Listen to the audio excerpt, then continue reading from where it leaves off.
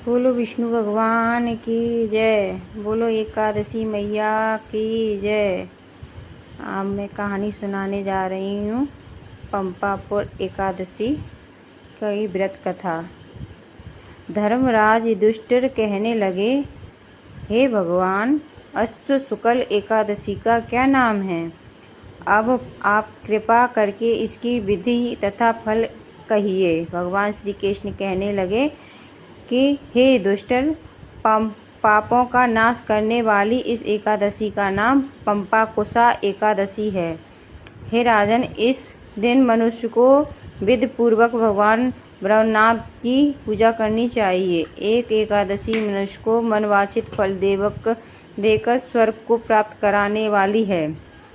मनुष्य को बहुत दिनों तक कठोर तपस्या से जो फल मिलता है, वह फल भगवान गरुड़ ध्वज को नमस्कार करने से प्राप्त हो जाता है। जो मनुष्य अज्ञान बस अनेक पाप करते हैं परंतु हर को नमस्कार करते हैं, वे नरक में नहीं जाते। विष्णु के नाम के कीर्तन मात्र से संसार के सब तीर्थ के पुण्य का फल मिल जाता है। जो मनुष्य धनुषधारी भगवान विष्णु की शरण में जाते हैं, उन्हें कभी भी यम यातना भोगनी नहीं पड़ती है। जो मनुष्य वैष्णव होकर शिव की ओर सेवक होकर विष्णु की विनिंदा करते हैं, वे अवश्य नरकवासी होते हैं। शास्त्रों, वाजपेयी और अग्निवेय यज्ञों से जो फल प्राप्त होता है, वह एकादशी के व्रत के 16वें भाग के बराबर भी नहीं होता है। संसार में एकादशी के बराबर कोई पुण्य नहीं, इसके बराबर पवित्र तीनों लोकों में कुछ भी नहीं। इस एकादशी के बराबर कोई व्रत नहीं। जब तक मनुष्य ब्रह्म नाम की एकादशी का व्रत नहीं करते हैं, तब वह उनकी देह में पाप वास कर सकते हैं। हे राजेंद्र, यह एकादशी स्वर्ग, मोक्ष, आरोग्यता, सुंदर स्त्री तथा अन्न और धन की देने वाली है। एकादशी के व्रत के बराबर गंगा, गया, काशी, कुरुक्षेत्र और पुष्कर की पुण्यवान नहीं है। हरवासन तथा एकादशी का व्रत करने और जागरण करने से सहज ही में मनुष्य विष्णुपद को प्राप्त होता है।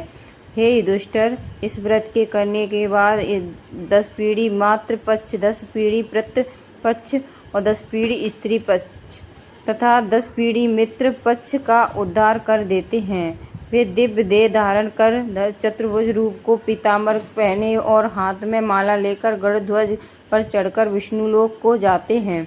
हे नरोत्तम, बाल्यावस्था, वावस्था और वृद्ध अवस्था में इस व्रत को करने से पापी मनुष्य भी दुर्गति को प्राप्त न होकर संगति को प्राप्त होता है। अश्व मास की शुक्ल पक्ष की इस पंपाकुश एकादशी का व्रत जो मनुष्य करते हैं, वे अति समय हरे लोक को प्राप्त होते हैं तथा समस्त पापों से मुक्त हो जाते हैं। सोना, तिल, भूमि, गौ, अन्न, जल, छत्री तथा जूती दान करने से मनुष्य यमराज को नहीं देखता। जो मनुष्य किसी के प्रकार का पुण्य कर्म किए बिना जीवन के दिन व्यतीत करता है, वह लोहार की भट्टी की तरह सांस लेता हुआ निर्जीव के समान ही है। निर्धन मनुष्य को भी अपनी शक्ति के अनुसार दान करना चाहिए तथा धनवानों को सरोवर, भाग, मकान आदि बनवाकर दान करना चाहिए। ऐसे मनुष्य को यम का द्वार नहीं देखना पड़ता तथा संसार के दीर्घायु होकर धनात्मक, कुलीन होकर और रोग रहित रहते हैं। भगवान श्री कृष्ण ने कहा, हे राजन, जो आपने मुझसे पूछा वह सब मैंने आपको बताया।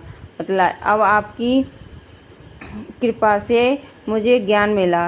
अगर ये एकादशी व्रत कथा है जो कि आपको सुनाई है, अगर अच्छी लगी हो तो प्लीज़ लाइक, सब्सक्राइब और बेल आइकन को ज़रूर दबावें, जिससे नेक्स्ट वीडियो आप पर पहुंच सके। बोलो एकादशी मैया की जय। बोलो विष्णु भगवान की जय। बोलो पंपाकुश एकादशी मैया की जय। राधे राधे।